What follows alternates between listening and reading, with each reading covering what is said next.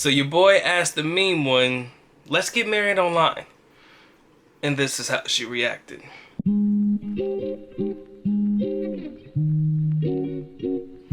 What is good, ladies and gentlemen? Of course, you know who I be. Good Dr. Mike TV back again, once again. I gotta share the story with y'all. All the formalities aside, likes up, everything you need to know, description area below, blase block, whoop-de-doo. Let's fast forward, okay? So my man sent me an email the other day, probably about a month ago, in reference to a couple that got married online. I think they go by the Armstrong family. They do have a YouTube channel, and I think they shared in their experience about getting married online. And so the idea was like, well, damn. Let me see how the MEAN1 feels about me and her getting married online. Now, for those that don't subscribe to the ideal of marriage, this ain't gonna be for you, okay? Let's be honest. So y'all can keep those comments out of my comment section. I'm just trying to share in a moment with the audience about an experience that I just had to share with me and my young lady, okay? So if you're gonna come through with this red pill for life shit, I got you, I respect you, but just respectfully just enjoy the video, okay? So fast forward, I call my girl up on Viber. I was like, yo, I said, babe, let me ask you a question. And she was like, what? I was like, how would you feel if we got married online? She paused for about 5 seconds and said, hell nah. I said, what? I said, what you mean hell nah? She was like, that ain't happening. And I was like, but why?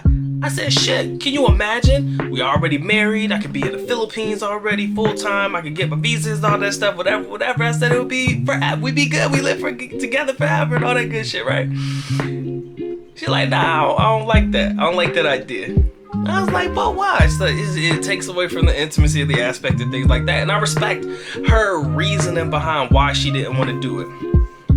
But overall, I think for us, if you want to know the truth, whenever that time does come, me and her, we too private. We're really private people.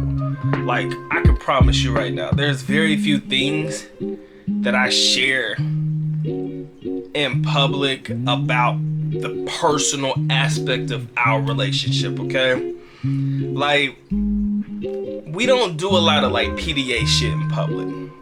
We just don't. I don't know what it is about us. I think there's an era, or a, you know, something that we feel you just have to be. It's not even a professionalism type thing. It's just we don't do shit like that. So there's very few things that I share about my personal life on camera or things that we do in public. But I had to share this one because, like, I'm pretty sure our ideal wedding, if we had one, would consist of like less than 10 people.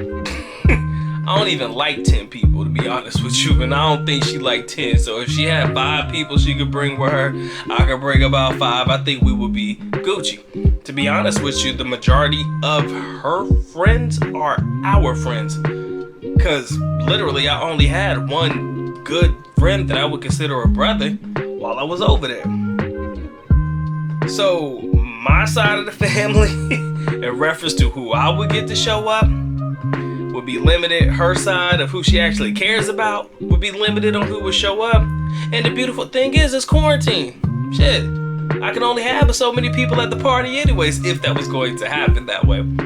Especially in the Philippines, man. Y'all should see the rules and regulations, because we got a friend of ours that's about to get married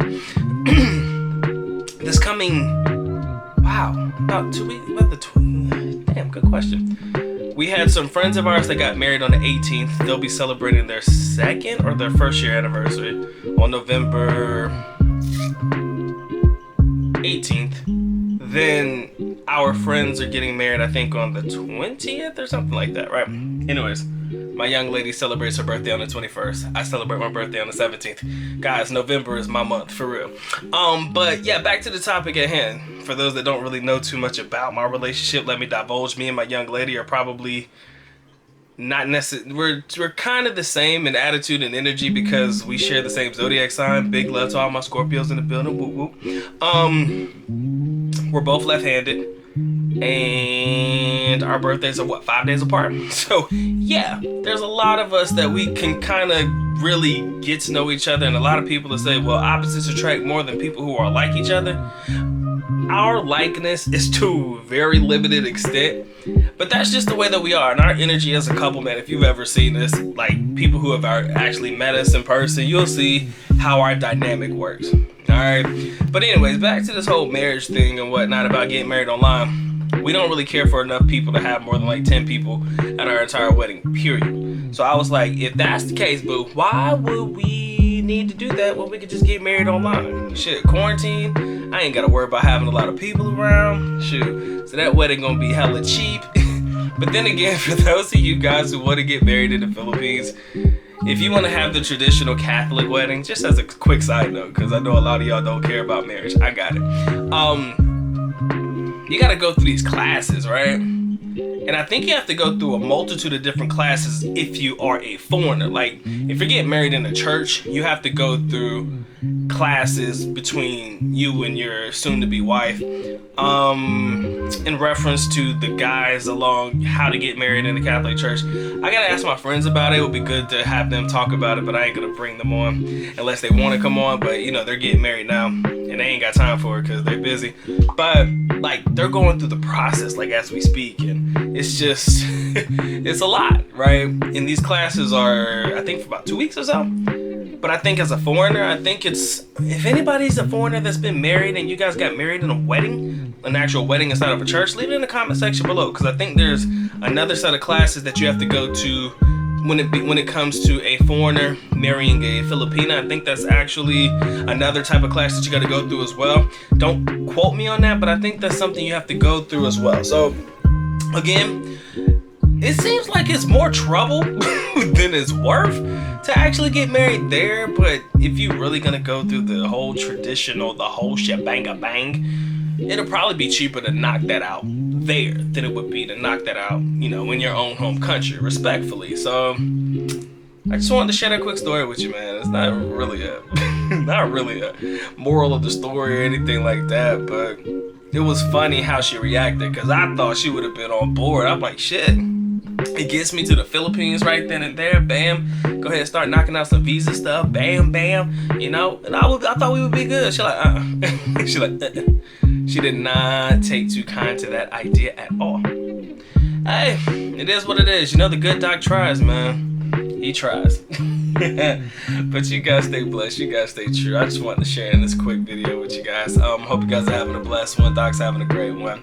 Trying to create some more positivity in the content. Ladies and gentlemen, you guys make this worth my time. You make it worth my while. So with that being said, good doc is officially out. At least nako, which means I am going now. Bye-bye. As always, love you guys. Sincerely do. Mahal kita. Mabuhay.